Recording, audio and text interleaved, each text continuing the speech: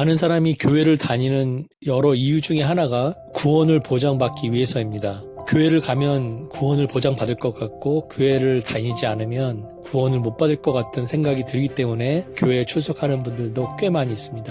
그런데 여러분, 중요한 것은 여러분이 눈에 보이는 그 교회에 속하는 것도 중요하지만 눈에 보이지 않는 무형교회에 속하는 것이 가장 중요하다는 것을 인지하고 있어야 됩니다. 무형교회는 하나님이 선택한 구원받은 자들의 연합체입니다.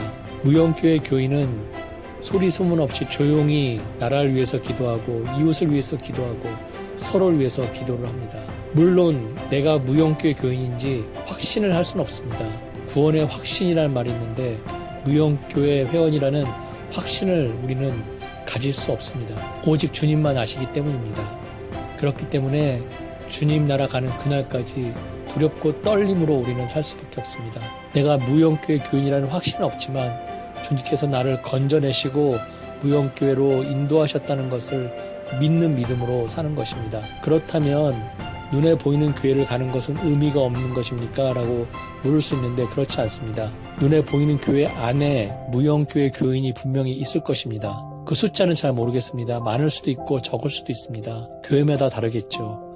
그리고 목회자나 직분자가 무형교회 교인일 수도 있고 아닐 수도 있습니다. 무형교회에 속해 있다면 우리는 아무리 어려운 상황에 오더라도 예수님을 끝까지 놓지 않을 것입니다. 우리가 아무리 잘못했어도 우리가 아무리 고통 속에 있어도 예수님을 절대 놓지 않을 것입니다. 스데반 집사가 그랬습니다.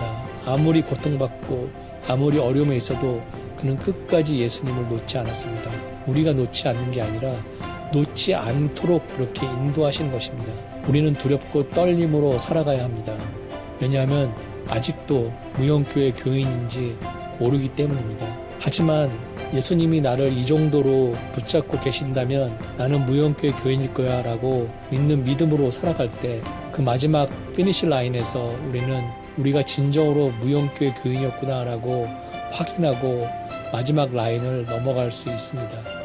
그리고 우리는 하나님이 만들어 놓으신 하나님 나라로 들어갈 수 있게 됩니다. 무형교회 회원이 되는 것은 우리의 노력으로 되는 것도 아니고 또 중세시대처럼 돈으로 되는 것도 아니고 노력으로 되는 것도 아닙니다.